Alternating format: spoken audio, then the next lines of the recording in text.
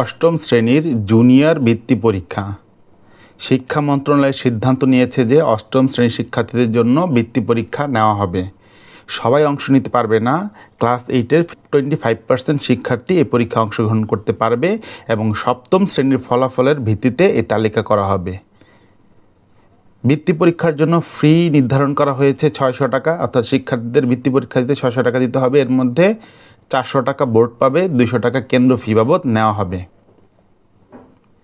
বিষয়সমূহ এবং নম্বর বন্টন: বাংলার জন্য 100 নম্বরের পরীক্ষা হবে, ইংরেজি 100, গণিত 100, বিজ্ঞান 50 এবং বাংলাদেশ ও বিশ্ব পরিচয় 50। কিন্তু এখানে বিজ্ঞান ও বাংলাদেশ ও বিশ্ব পরিচয় পরীক্ষা একসাথে হবে।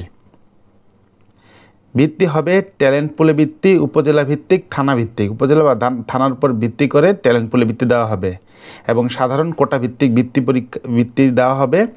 50% ছেলেরা পাবে, 50% হচ্ছে মেয়েদের জন্য সংরক্ষিত থাকবে। তবে ছেলেদের সম্পূর্ণ কোটা পূরণ না হয় তাহলে ফাঁকা থাকলে মেয়েরা পাবে, আর যদি মেয়েদের কোনো কোটা পূরণ না হয় তাহলে বাকি বৃত্তিটা হচ্ছে ছেলেরা পাবে। যারা স্কুল বদল করবে, অন্য স্কুলে যাবে, পূর্ববর্তী প্রতিষ্ঠানের মেধাক্রম অনুযায়ী নামের তালিকা সে নিয়ে আসতে পারবে। বাইরের শিক্ষার্থীদেরকে যদি বৃত্তি পরীক্ষায় অংশ নিতে দেওয়া হয় তাহলে প্রধান শিক্ষকের বিরুদ্ধে বিভাগীয় ব্যবস্থা নেওয়া হবে এবং শিক্ষার্থীর প্রার্থিতা বা বৃত্তি পরীক্ষায় অংশগ্রহণ বাতিল করা হবে। ট্যালেন্ট পুলে বৃত্তি দেওয়া হবে থানা বা উপজেলা ভিত্তিতে এবং হচ্ছে কী পরিমাণ ট্যালেন্ট পুলে বৃত্তি পাবে থানা বা উপজেলা, সেটা হচ্ছে জাতীয়ভাবে মোট ট্যালেন্ট পুলে বৃত্তির সংখ্যা ইন্টু উপজেলা বা থানায় মোট বৃত্তি পরীক্ষার্থীদের সংখ্যা ডিভাইডেড বাই দেশের মোট পরীক্ষার্থীদের সংখ্যায়। এইটার মাধ্যমে নির্ণয় করা হবে থানা বা উপজেলায় বৃত্তির সংখ্যা কতগুলো হবে।